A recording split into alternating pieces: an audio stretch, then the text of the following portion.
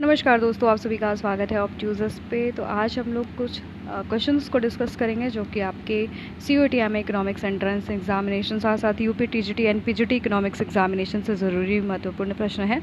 तो आप लोग ये वीडियो लास्ट तक देखिए। चैनल को सब्सक्राइब नहीं किया तो सब्सक्राइब ज़रूर कर लीजिएगा, बेल आइकन प्रेस करना नहीं भूलिएगा। तो एवरेज प्रोपेंसिटी टू कंज्यूम, इसका फॉर्मूला क्या है? तो एवरेज प्रोपेंसिटी टू कंज्यूम होता है जब हम कंजप्शन को आपके इनकम से डिवाइड कर देते हैं, तो ये हमारा एवरेज प्रोपेंसिटी टू कंज्यूम हो जाता है।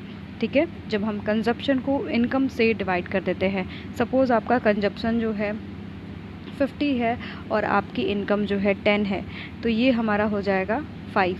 तो हमारा एवरेज प्रोपेंसिटी टू कंज्यूम कितना आ गया? 5 आ गया। तो ये हमारा एवरेज प्रोपेंसिटी टू कंज्यूम का फॉर्मूला है C/Y। तो यहाँ पर मैच करवा लेंगे। मैच में हम देखेंगे हमारा थर्ड से ये मैच कर रहा है, C/Y हमारा एवरेज प्रोपेंसिटी टू कंज्यूम है। नेक्स्ट हमारा जो फार्मूला है मार्जिनल प्रोपेंसिटी टू कंज्यूम का फॉर्मूला होता है, मार्जिनल मतलब होता है चेंज। ठीक है, मार्जिनल का मतलब क्या होता है? आपके चेंज। अब चेंज से यहाँ पर देखेंगे तो आपके इनकम के चेंज होने की वजह से आपके कंजम्पशन में कितना चेंज आ रहा है, उसको हम लोग बोलते हैं marginal propensity to consume. Suppose आपका इनकम जो है पहले था 50 रुपये, अब बढ़ के हो गया है 100 रुपये। ठीक है, जब आपका 50 रुपये इनकम था, ठीक है, आपको Y से इनकम डिनोट करते हैं, C से कंजम्पशन को। तो आपका जब सपोज़ 50 रुपये इनकम था, तो उस समय आप जो है 20 यूनिट्स का कंजप्शन करते थे किसी गुड का। और जैसे ही आपका इनकम 100 हुआ, उस समय आप जो है 40 यूनिट्स का कंजप्शन करने लगे। तो यानी आपका हो जाएगा 40 माइनस 20, ठीक है, डिवाइडेड बाई व्हाट? आपका 100 माइनस आपका हो जाएगा 50। तो जब इसको आप सॉल्व कर लोगे तो हो जाएगा ऊपर 20/50। ठीक है, तो आप देखोगे कि आपका कुछ सर्टेन वैल्यू आएगा, तो वो आपके MPC यानी मार्जिनल प्रोपेंसिटी टू कंज्यूम को बताएगा। तो मार्जिनल प्रोपेंसिटी टू कंज्यूम का फॉर्मूला क्या है? ΔC/ΔY। नेक्स्ट हमारा इक्वेशन हम देख लेते हैं, काफ़ी महत्वपूर्ण है, आपका एवरेज प्रोपेंसिटी टू सेव। अब एवरेज प्रोपेंसिटी टू सेव का फॉर्मूला क्या है? तो याद रखिएगा, इसका फॉर्मूला है S/Y, यानी सेविंग को जब हम आपके इनकम से डिवाइड कर देते हैं। यहाँ पर आपके सेविंग को याद रखिएगा हम किससे डिवाइड कर रहे हैं? इनकम से। ठीक है, तो ये हमारा क्या बन जाता है?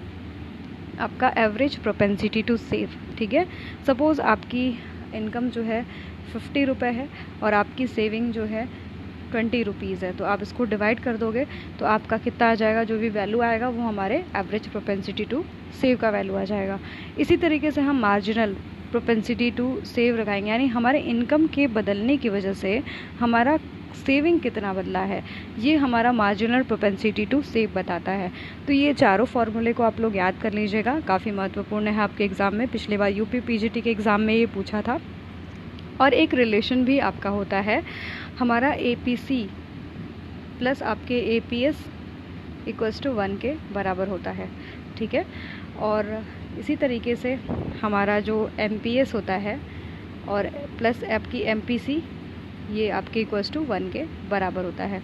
ये दोनों फार्मूला भी आप लोग याद कर लीजिएगा, काफ़ी महत्वपूर्ण है। आप लोग को पता होना चाहिए कि जो आपका APC है, सपोज़ Y आपका क्या होता है? C+S। जब हम दोनों तरफ को क्या करते हैं? Y से डिवाइड कर देते हैं। सपोज़ हम जो आपका लेफ़्ट साइड है, आपका राइट साइड है, दोनों को हम Y से डिवाइड कर दें, Y और Y, तो आपका क्या फॉर्मूला आ जाएगा?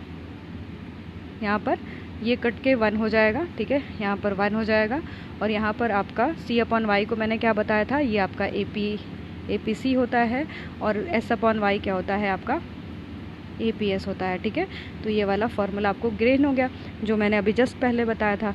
ऐसे ही आप निकाल लोगे, ΔY क्या हो जाता है? ΔC + ΔS, यानी आपके जब आपके इनकम में चेंज आएगा तो आपके कंजप्शन और सेविंग में भी चेंज आता है। पहले वाले फॉर्मूले में क्या था? Y = C+S, यानी आप अपने इनकम को कंज्यूम करते हो या फिर सेव करते हो, दोनों करते हो।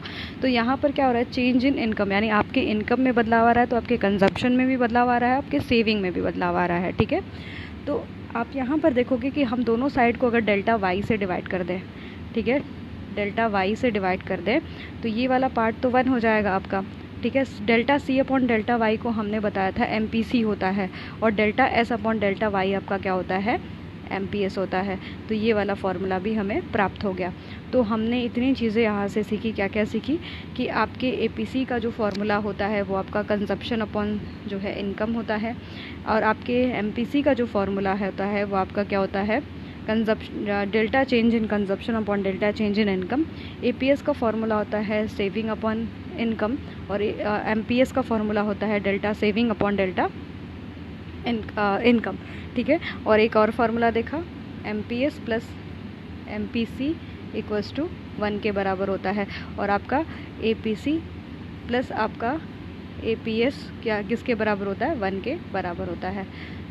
तो जुड़े रहिएगा हमारे चैनल से। आपको ये वीडियो कैसा लगा है कमेंट सेक्शन में ज़रूर बताइएगा। लगातार आपको चैनल पे हमारे CUET इकोनॉमिक्स एंट्रेंस एग्जामिनेशन साथ साथ PGT TGT की भी तैयारी मिलती रहेगी। तो सब्सक्राइब ज़रूर कर लीजिएगा और कमेंट सेक्शन में ज़रूर बताइएगा। धन्यवाद।